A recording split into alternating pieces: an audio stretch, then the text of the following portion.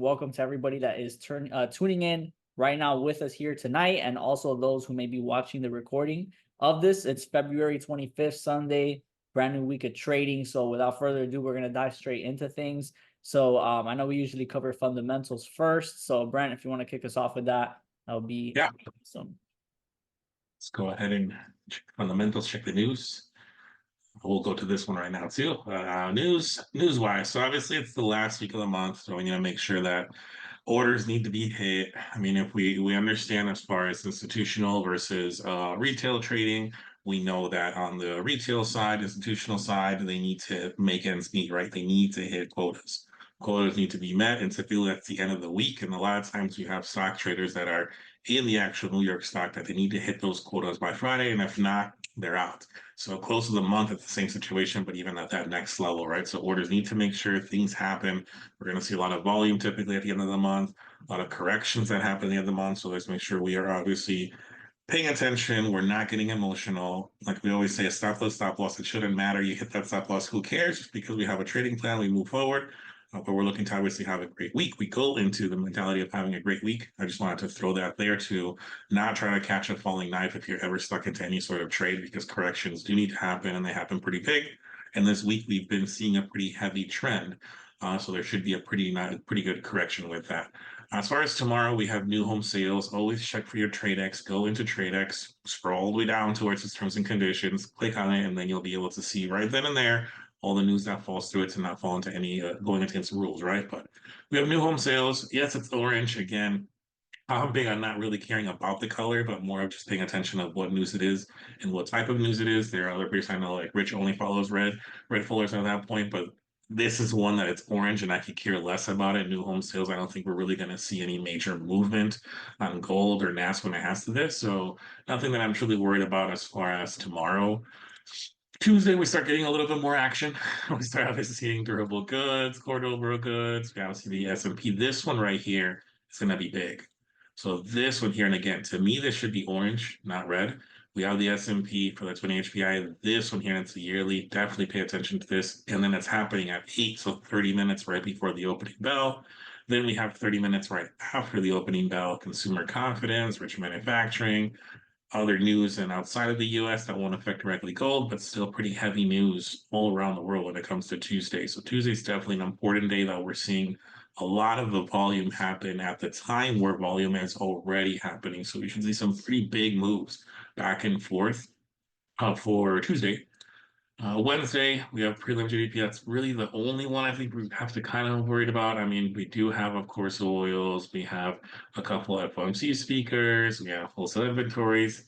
Not the one. I think really the most one here that's pay more attention. This good thing that happens at the same time, right? But again, with the colors of the folders, this one I'm not really like. It doesn't really catch my attention. This one does. This one here is the one that catches a little bit more, and it's yellow. This one's here is a little bit more interesting, but again, we have a lot of different news happening all at the same time. 7:30, an hour before opening bell. G20 meeting. So this is where all leaders from all around the world get together and just speak about economy, future, things of that nature. Nothing really that we should see as far as what the market happens, but it's more of those things to pay attention inside the stock market. It could move a little bit and move more on the side of the NAS and the US 30 side, because you could have big leaders saying something that could move actual big whales that might have money or might have things into different specific stocks that could move that indice at that point. And that could happen really anyway throughout the day, but nothing that I could see it really pushing as far as what gold does.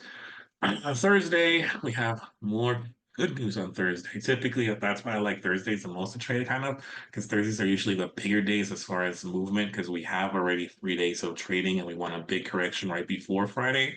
And we see big news happen typically on Thursday.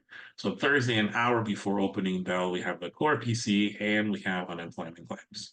We have personal income, personal spending. These two are very important ones too.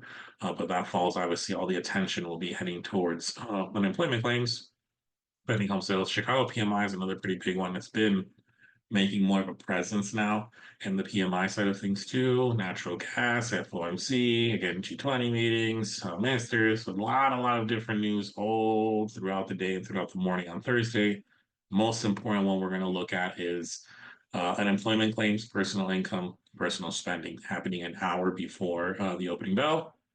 And Friday we close out. Of course, we need some news on Friday too. Why not? With this type of week, with the goals of the month, we're going to see, and this is the first day of the month, so we kind of fall in that last week of the month, and then the last day of the week is the first day of the month. So it makes it even a little bit more confusing. We need to make sure that we pay attention with that as we close out the week and we open a month. We close out the week, the last day of the month, but then that last week actually opens up the next month. Yeah, I think I said that right. So yeah, that one, because we need to pay attention to that one too. We have ISM manufacturing, consumer sentiment on the revised side, ISM manufacturing, construction spending. This one here is going to be an important one.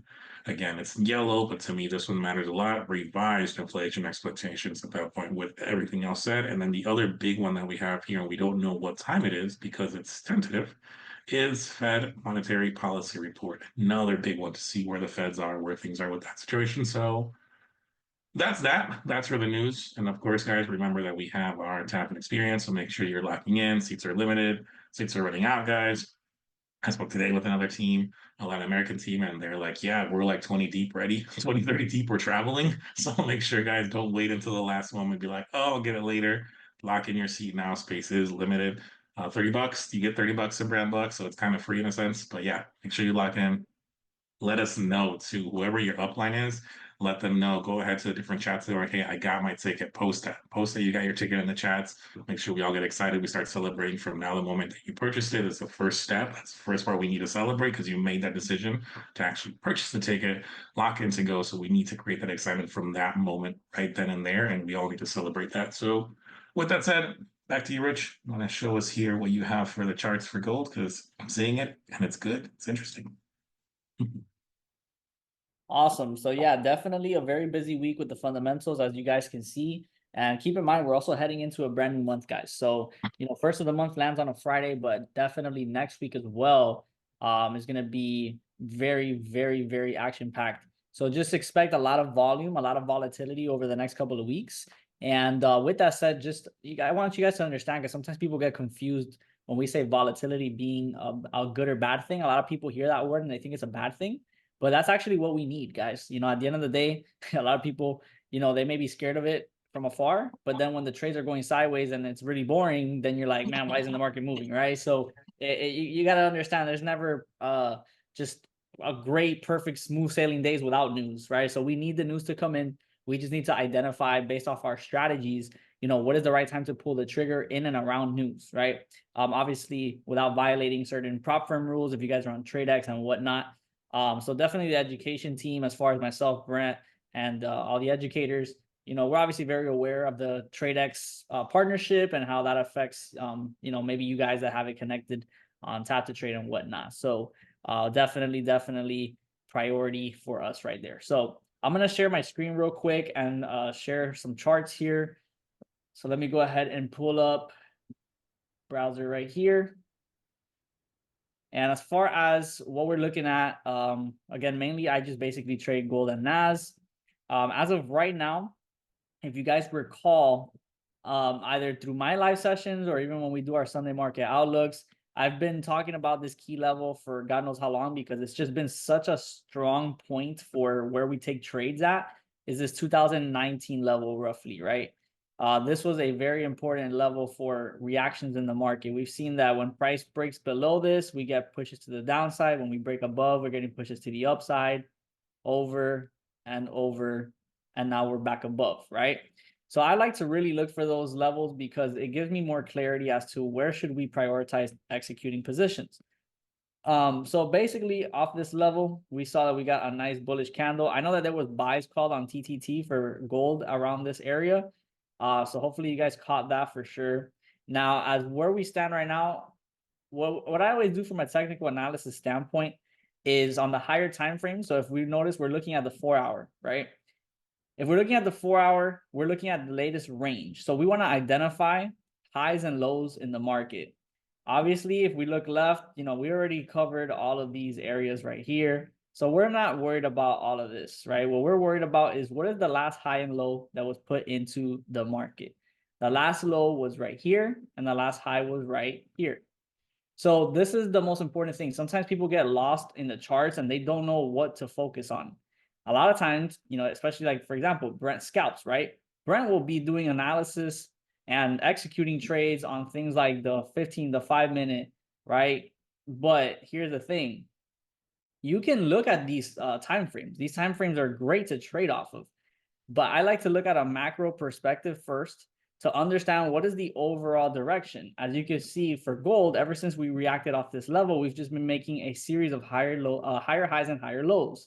And that has not changed, right? As of right now, again, we have identified this low in the market. These were previous highs, areas of liquidity, right? And what happened? We recently just broke new highs.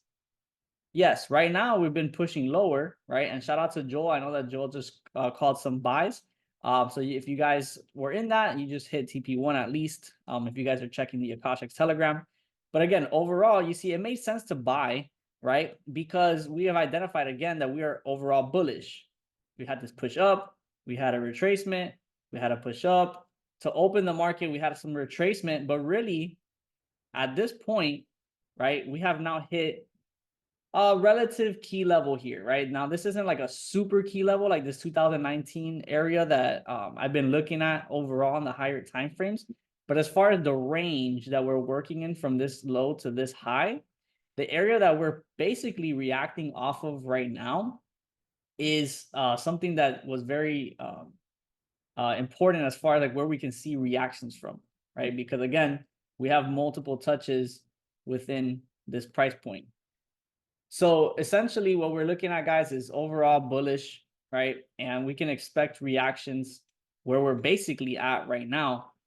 Does that mean that you should take a trade? Well, again, we've just sent out a TTT. It did hit TP. For me personally, I don't like to trade in the middle of a range, which we kind of are in right now. It just depends. And it's also Sunday. I personally don't ever usually send trades on Sundays unless it's deeper into the night, like heading into pre-London or London. I've done that before because I do expect volume to really kick in during London and then New York session.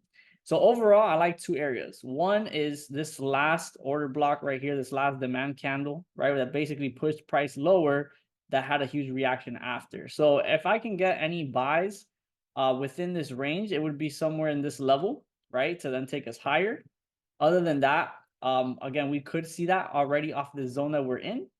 But I also like from a different time frame, like a 2-hour time frame.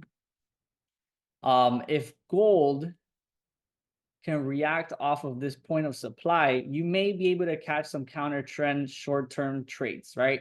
Now, some people, they may say, oh, why are we trading counter trend, right? It's all about understanding risk to reward and certain scenarios. Because in the long run, right, I know that the buy scenarios as of right now should be what is my main focus and priority because it follows the overall narrative. However, whenever we do have these impulses to the upside, it's always going to be followed by a correction, and you can make money on the corrections as well. It's about understanding the expectations for how long you could really be holding a trade for, right? So again, you could sell counter trend, for example, in these scenarios, right? However, I'm not going to be looking to sell that and then hold it all the way to, for example, this low over here for a swing. I'm not expecting that. I'm actually expecting this low to be maintained. So if I'm going to catch any sells, I'm going to be profit taking in this general area, expecting this to eventually go back up. All right. So, again, in general, you're always going to hear generalities or generalizations in trading or anything we do. You can trade counter, right? It's just, again, about is the risk reward worth it? Is there a clear reason why you should do that from your other confirmations or whatever the case is, and just expecting to not necessarily hold it as long as maybe trading with the trend, right?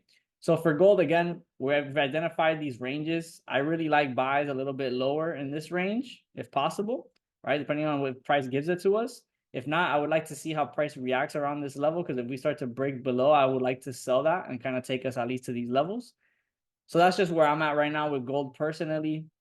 As far as NAS, so if you guys recall, unfortunately, our last NAS trade that we entered roughly around this range right here, following the break. So the whole idea behind that trade was that we have already been seeing NAS rally for quite some time, ever since we started grabbing all of these lows over here. So I talked about this on my last session, how we had all of this resting liquidity here. And as soon as we grabbed that, we saw NAS just make this huge push to the upside. So essentially, now that NAS has made this impulsive move, right, what's next? Because now we have also gathered all of the liquidity that built up from this huge drop. All the sellers here have now been liquidated. The people at this high have already been liquidated. So you can already see the overall narrative of the manipulation in this area kind of play out with this wick. And that's what really prompted me to go for the sells, right? It was very clear that the overall narrative for me was sells. However, it just happened to be that the stop losses that we set hit like right there before it ended up dropping. So obviously, those are just things that could happen in trading. You set a certain stop loss point. You don't want to have too wide of a stop sometimes to create a better risk to reward scenario. And sometimes you just get stopped out and then have the drop. I know that every educator has had that happen to them, whether it was an Akashic signal or not. Now, I really like this 2-hour time frame and also this 4-hour time frame because it really leaves the imprint of the manipulation that took place here. Right? Oh, hold on. So this is the last high. So we had this high and we had this high that was created. And we see that price basically at first had a very strong rally during New York session that day. If we look at smaller time frames, we see that price was just making huge pushes past these highs. And after we got this engulfing candle right here, we saw that that was the beginning of the meltdown. So really, this is the point of manipulation that if we can go on higher time frames, we'll see on the 2-hour and the 4-hour. I would love for price to tap into this region and then start making new lows. And we execute sells off of that retracement. So that's my game plan. And I'll explain to you why it's so crucial for me is because the potential risk to reward opportunity here. All right. So notice a couple of things. One is the manipulation that was right here on 2 different time frames, a 4-hour and a 2-hour. So if let's say price already made this low right here and we pull up some fibs to measure the retracement that it would be as of right now, assuming that this is the low that's going to be put in the market, then once we get into this gray zone, right, this wick right here, we're already past a 62% retracement, which is very powerful if we are trading with the trend, right, which I expect this to be a reversal trend. If we can get into that 62% retracement, then we can look for price to at least come to this low. Now, here's the thing, and I'll make this the end of my analysis portion here real quick, guys. If we take an entry off of here, now here's the thing. This is going to be a 700 pip range, 70 points. Now, again, if you're not educated or if you don't understand a certain strategy or risk reward and all that from the outside, it may seem like, oh my God, why is that such a big stop loss? Guys, I'm trading on the 2-hour and on the 4-hour time frame, basically looking for a swing opportunity. I'm not looking at the 5-minute, right? Now, here's the thing. Why would I ever use a stop loss so big? Well, what's in it for me? How much can I make? And that's where we start looking at the overall targets. Here is where we had price really kick in volume to the upside and create this imbalance in the market. What I'm looking at is this huge bullish candle. And notice when price is evenly balanced, we have up and down orders, right? Buyers and sellers. Here, we only had buyers. So where are the sellers? The sellers need to come back and rebalance this market. So I anticipate that, price overall is going to make this huge push down. Yes, overall price is somewhat bullish on the long term because we have this low and we have this high. And overall, this is one big push up to come back here. And then I expect price to actually make a new wave to the upside. But again, I can make a good profit, a good risk to reward, even if I'm not going to wait for the buys. I don't want to always wait, especially if I'm swing trading, for price to wait all the way to here to take a trade when I know that at some point it's going to have to sell for us to get into that range. So with that said, what does that risk to reward look like with a 700 pip stop loss? Well, even if we just fill in the imbalance right here and not even get to this zone, which I'll talk about in a second, This is already a 5.7 to 1. So I'm risking 700 pips, but I'm talking about making 4,000 pips. 4,000, right? Now, why do I have that gray box? Is because on the daily time frame, we see that this is the last wick on a very high time frame, like the daily, that basically manipulated to the downside for liquidity grabbing and then pushed up. So that is a very sensitive area that I expect price to return to, is that last wick on the daily. So even if I don't hold necessarily to that level and I just target the imbalance, we already see that with a 5.7 to 1. If we come back into this range, this is over a 7 to 1. So what does that mean? Well, if I risk 1% on this potential swing setup, I can potentially make 7 if we get to final targets. And that's one trade. A lot of people, they want to have these goals of being successful and making money trading and all this stuff, but they think that they have to take 1,000 trades in order to do it. And if you want to do it that way and it fits your model of how you trade, then fantastic, right? But you don't have to do it that way, right? There are ways for you to, have patience and see high risk to reward opportunities like this potential one right here. I think everything makes sense. We see the liquidity grab. We saw the shift of structure. Now, if we are patient and wait for a retest of that manipulation, then we have clear targets. I mean, it has all the criteria that I have for a 5-star trade personally. So yeah, that's really what I got for NAS. Cool. Yeah, I mean, honestly, guys, again, the overall higher time frames allow you to kind of get a eagle eye view of what's going on an asset, and it slows things down for you to think a little bit more clearly. I agree that the smaller time frames is a great way to trade because you're going to be in and out of the markets quickly, and you can even find really great risk reward opportunities on those time frames too, right? So definitely I'm interested in going down to the 5 and 15 minute and all of that once we come into this overall zone. Once we're over here, then I actually need to go to the smaller time frames, because what I need to see is that once price comes into here, remember, this is a bullish move that has to happen for us to even get up into that sell entry. So what do I need to do? Once we start coming up like this and we tap in, I need to see the market shift back bearish to have a real confirmation that then we should be able to sell that. And that's really how I trade, right? So that's what I have for NAS overall, guys. Just being patient. Again, it's very tempting to just be like, oh my God, NAS already pushed so far down. But here's the thing: if you chase the obvious trades, the chances of you getting clapped on that are very high. So I'd rather wait for this to come back up where people now think we're going back bullish, and then that's when we get the sells.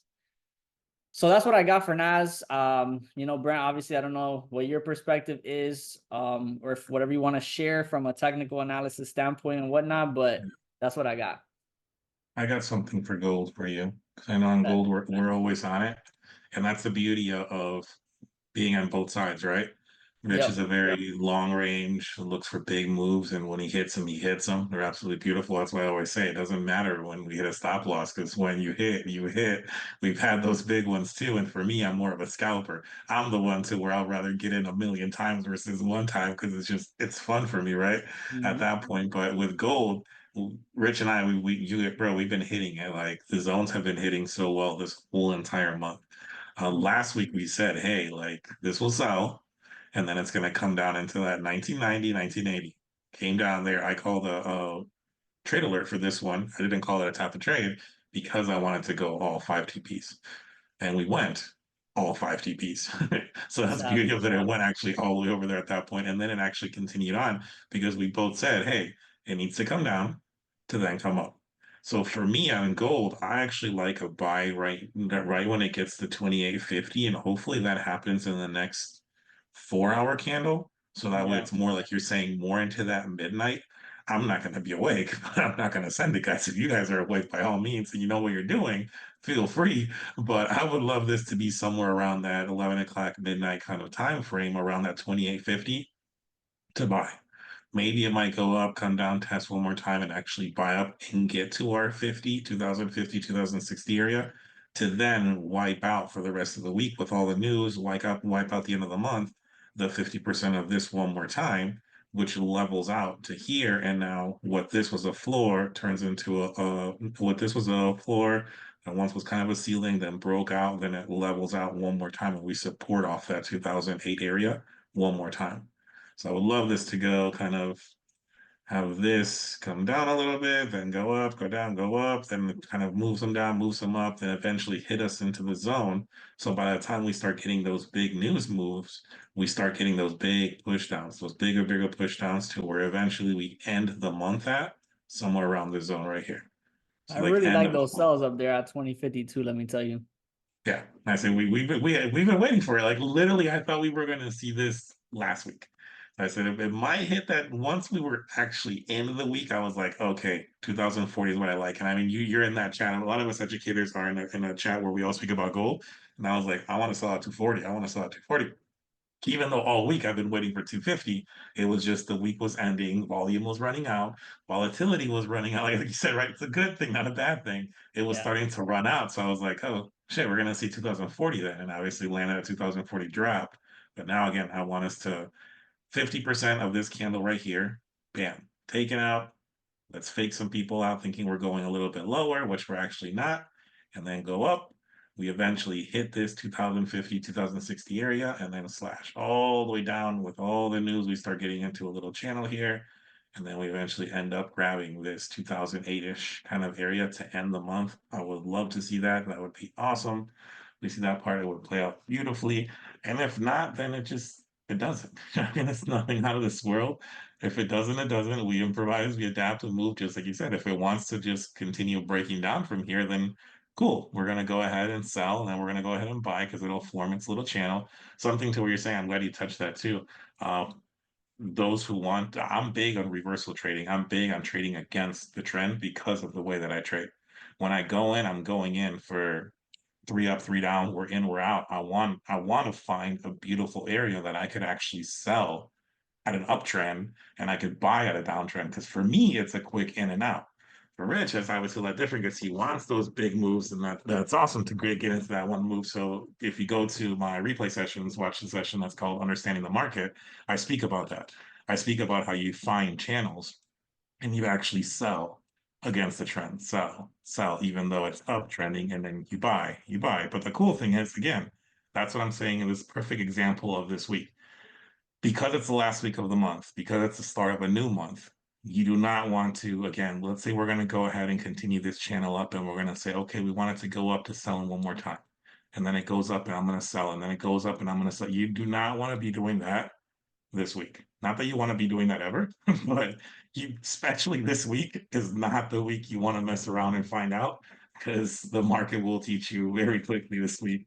As far as you test your assumption at its earliest convenience, it'll definitely show you at its earliest convenience what happens at the end of the week, which is a end of the month and a beginning of the month. But that's what I have for there. NAS, I don't really like nothing, bro. That's all you right now. Really for NAS, I mean, it Yeah. respected obviously this top for the sell. It might touch that buy one more time that you're looking for, but I think even that I like more of what you're saying. I think this should even break even farther down. So I'm with you, but as far as anything shorter, I'm not really liking anything shorter with NAS or US 30 or nothing like that. Again, I just would really like to see this 1750, 580, Oh yeah. 17, That's a 580 one more beautiful time. buy right there for sure. That's really the only thing that I have right now. Like here for me, it's too much mystery for me as far as what to do. It's more of a you type of trade, like we were saying, right? 7, 7, cool. More for you. I'll let you handle NAS probably this week. But gold, yeah, I'm definitely liking gold where it's at. We'll see what tomorrow when we wake up, we'll see where it's going to be at. Hopefully overnight, like I said, it went to that 2850, risk three down and then go for 3, 3, 3. And then we start seeing us being above for sure this area to have it continue up. But inside of that, that's all I got. Awesome. Awesome. Awesome. Awesome. So yeah, I mean, we have a lot of clarity, guys, now as far as what news we're expecting, as well as some of the assets that are our main bread and butter assets, right? And this is what you guys want to do, right?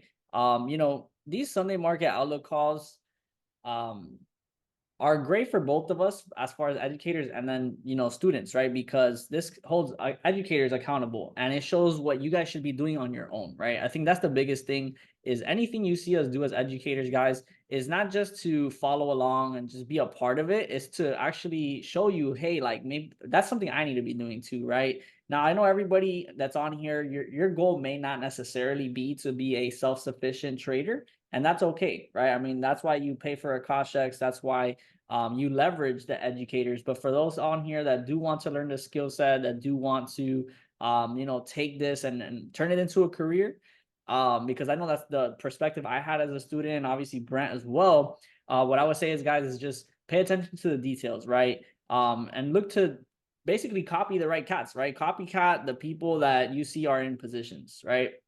So do your own Sunday market outlook analysis, right? Depends. Maybe you guys trade different pairs. Maybe you like trading more FX pairs. Maybe you like trading US 30. I don't know, right?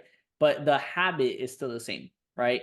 Preparation, not being caught on your heels, right? Having a game plan for two scenarios, right? If you notice, we always look at buys and sells because when you get married to one bias, you're going to hit it hard or you're going to crash and burn, right? When you stay open and receptive to how the market can adapt, right? And create scenarios that we never saw coming, which happens all the time, FYI, that's how you really stay on top of it, right? So whenever you think the market's gonna do it, it's probably not gonna do it. So you gotta have a plan for its contingency plan for both buys and sells, right? And I think that when you do that, you're putting yourself in a position to stay cool, right? To stay with a clear mind and say, okay, I'm not worried about it. We're gonna adapt and look for a different opportunity and keep it rolling. So that's what these Sunday market outlook calls do, man.